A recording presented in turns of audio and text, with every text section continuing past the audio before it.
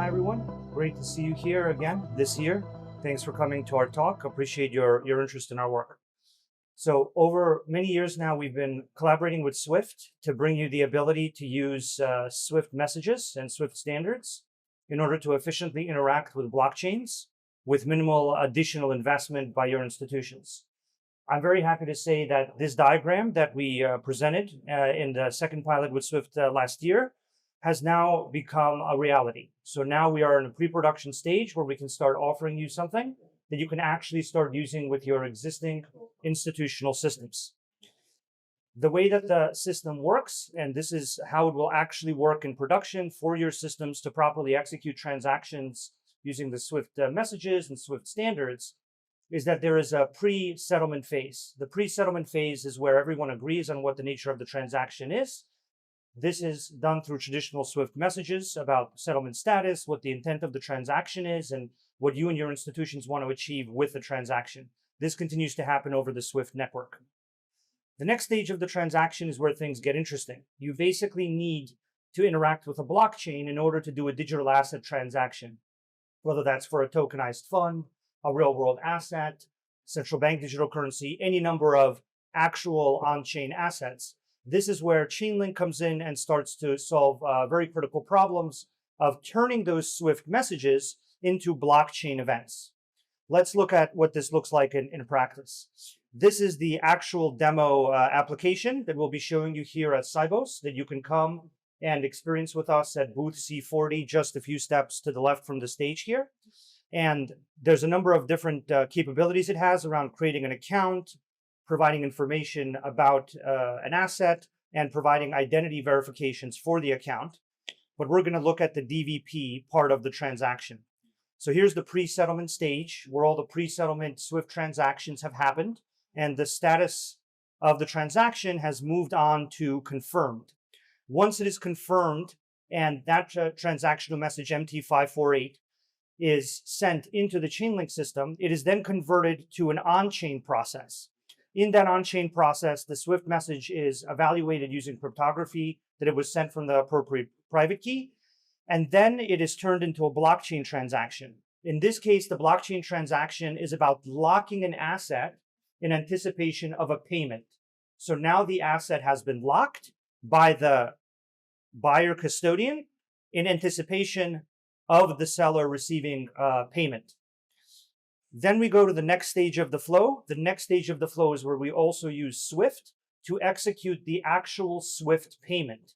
So this means that the existing payment rails that all of you use today to do payments using Swift are now basically reusable for the purposes of digital asset transactions. In this stage, you are doing a payment as you've traditionally done it using Swift. And in the process of doing that payment, you create a confirmation message. That confirmation message is then sent into the Chainlink system under this payment category. So this is the payment flow, and this is the tracking of the payment flow. And the tracking of the payment flow basically results in a final payment confirmation message. This payment confirmation message is then converted into an on-chain event. So you've created a payment message through Swift. Now we've had a payment message converted into an on-chain event. That conversion turns the Swift payment message in an acceptable form of payment for a digital asset transaction. That is the other big innovation here. So the first innovation is that you can use Swift messages to interact with blockchains. The second big innovation is the ability for the Swift payment system to be reusable to settle digital asset transactions, because the off-chain Swift payments are now converted into an on-chain payment receipt. This is where the delivery part of a flow takes place, in which case the Chainlink system now writes that there's an asset unlock and transfer transaction. And that means that the Chainlink system does the relevant on-chain event to unlock the asset in return for the payment that happened in the traditional world. So this means that your traditional payment system in Swift is now reusable for conducting payments that result in digital asset transactional settlement. At the end of this flow, what you've done is you've generated a pre-settlement phase using your existing flows, which makes it very easy for you. You've generated an initial interaction with the blockchain as the seller of the asset where you've locked it in anticipation of a payment. Then you have received payment through the SWIFT network, and Chainlink has converted that payment into an on-chain payment receipt. That on-chain payment receipt has then resulted in the final transfer of the asset to the buyer. And this has all been done using the existing standards, the existing infrastructure, the existing systems that you now rely on with the same private key security. And therefore, you can achieve all of this interaction with hundreds of blockchains with extremely minimal cost, which is the goal we set out with SWIFT many years ago. And now I'm very thrilled to say that we have a working staging pre-production system that you can demo with us at the booth, and that we are more than happy to start integrating and thinking about how to properly implement for you to achieve all of these great outcomes for your digital asset plans in a very efficient, cost-effective, and highly secure manner.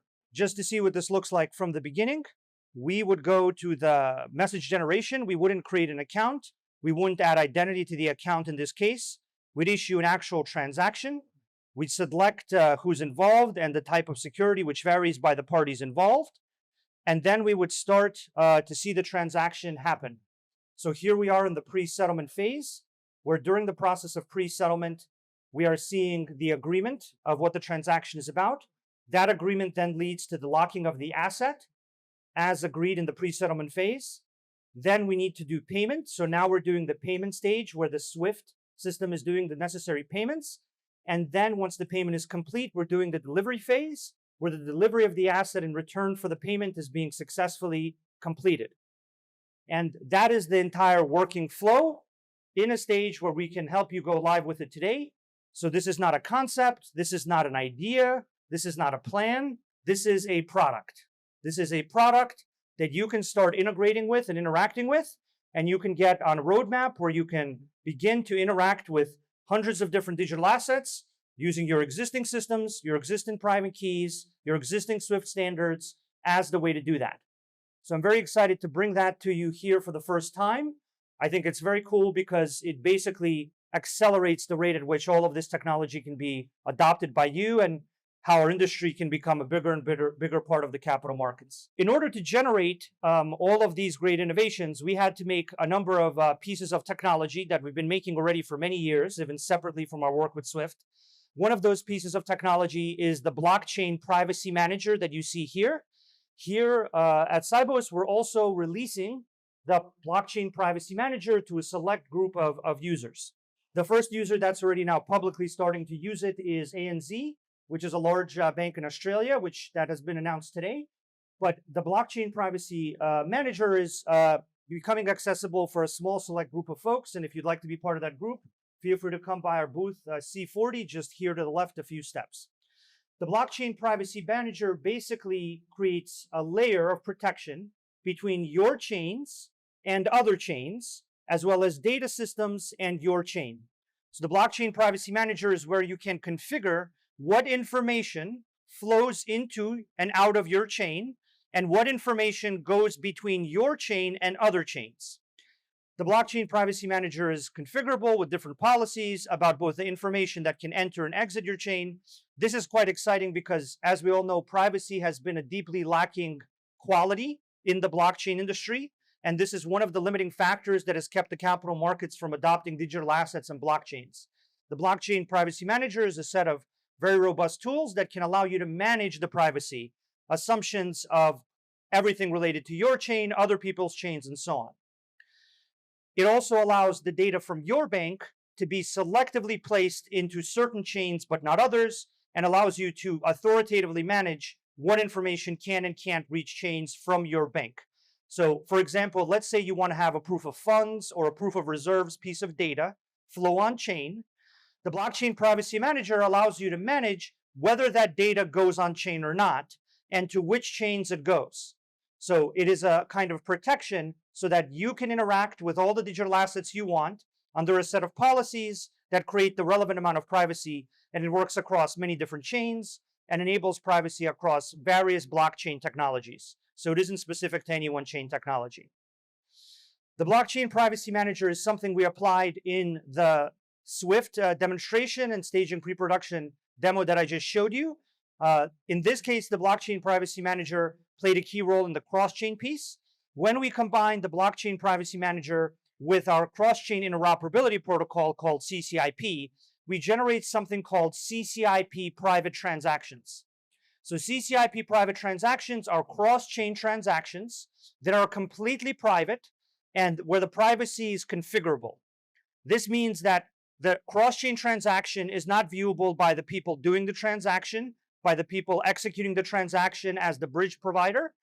They're only viewable in part to the relevant parties. So basically what you can expect from us is both a set of interoperability solutions that let you use systems like Swift in order to efficiently integrate, and now a set of privacy solutions so that your systems can integrate and interact with chains in an efficient way that keeps the data private. Here we are also announcing that next week we will be releasing into production the Deco Sandbox. So the Deco Sandbox is another privacy tool.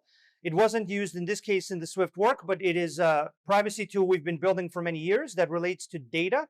What Deco does is it basically allows you to get data verified and to keep it private. So what that means is you can verify the status of an identity. For example, that the identity is not on a sanctions list. And you can prove to the smart contract that the identity you want to conduct a transaction with is not on a sanctions list. But the details of the identity remain private. So you're no longer forced to share identity information or any private data on chain. You can simply run the prover and the verifier of Deco and generate an authoritative proof that proves that the identity data meets the requirements of the transaction. And you can prove that with cryptography. And then you keep the actual identity data off-chain. And this meets the necessary threshold to comply with AML KYC, various regulations, and so on. So this is another very big step forward where information remains private, but becomes usable on chain in order to allow a transaction to work properly. This is the interface that people will be able to interact with as soon as next week, where we're announcing and launching this fully to the public at SmartCon, our conference in Hong Kong. And you can also learn more about it at our booth C40 here to the left, where if you have various identity challenges or data challenges with getting information on a blockchain, that is also now a problem that we have solved and can provide to you on production. The next thing that we're announcing here at SIBOS is that the unstructured data problem of financial markets is now becoming significantly simpler to deal with. So together with Euroclear, Swift, a number of large asset managers, a number of large banks, and utilizing multiple different blockchain technologies, we have been able to take corporate actions data as the first use case, which is a traditionally very unstructured piece of data that lives in various formats in various places, that is not very machine readable or structured. And by combining AI, so LLM models, and Oracle networks, we have generated an authoritative golden record about corporate actions that is reliable. So there's really two things going on here. The first thing is that the corporate actions data problem is getting solved by combining AI and Oracle networks together to do certain levels of data validation and data transformation that's important. And then the second thing that's happening is you're taking a piece of unstructured information that's error prone. The estimates that we see is that corporate action errors cost up to $600 billion a year, and that those problems and those errors are getting eliminated because the unstructured data is becoming structured. The next thing that's happening is that this structured data that's now reliable and machine readable because AI and LLM networks have been combined to properly make the data usable is getting turned into what we call a unified golden record. So a unified golden record is a single source of truth. A single source of truth in the sense that it is the authoritative piece of data that exists on chain. And it doesn't just exist on one chain, it exists on multiple chains because of the cross-chain capabilities of CCIP. So if the unified golden record gets updated in one chain, it automatically gets updated in all the other chains. And so it's a single authoritative piece of data that's accessible by multiple smart contracts, but will always reflect the same single source of truth across chain infrastructure. And so it's usable by all the contracts in all the different chains, but it's also the authoritative single source of truth. And through the work that I just showed you with Swift, that is then going to be made compatible with Swift messages and Swift standards and Swift ways of dealing with that data on a blockchain.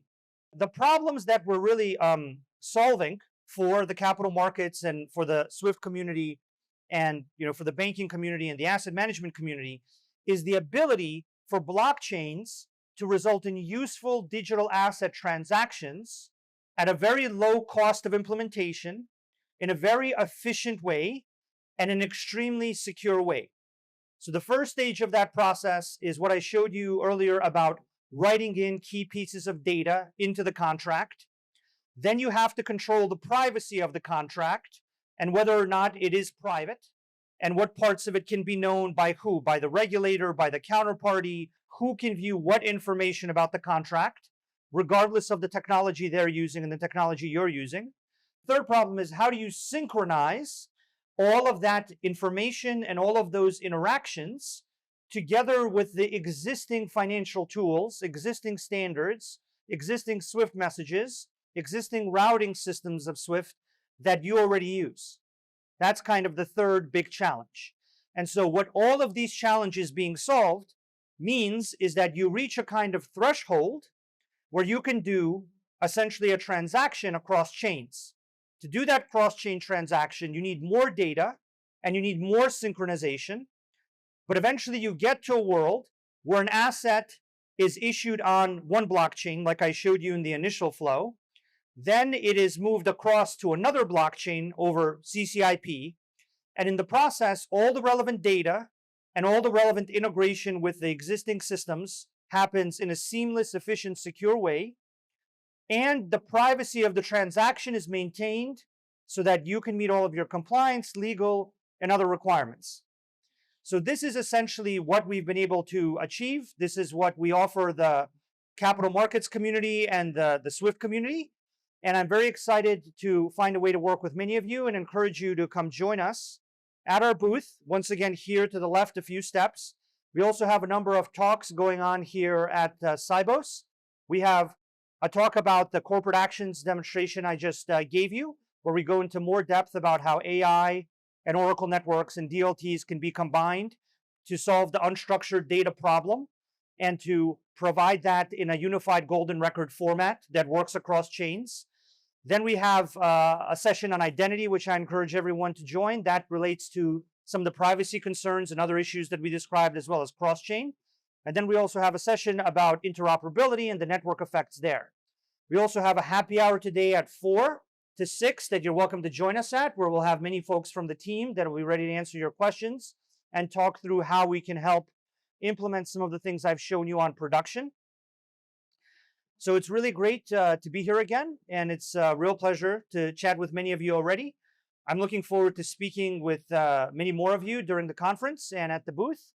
And I'm excited to find a way to have the Swift network, unstructured data, and all of these privacy concerns become a good set of tools that you can use to properly execute digital asset transactions in a useful, efficient, secure way. This is basically what we're offering now through an entire suite of tools that solve those problems together in a cohesive, thoughtful, efficient way. And I'm very excited to see how we can help you solve those problems and go to the next stage of your digital asset strategies. So thank you very much, and looking forward to meeting many of you during the conference. Thank you.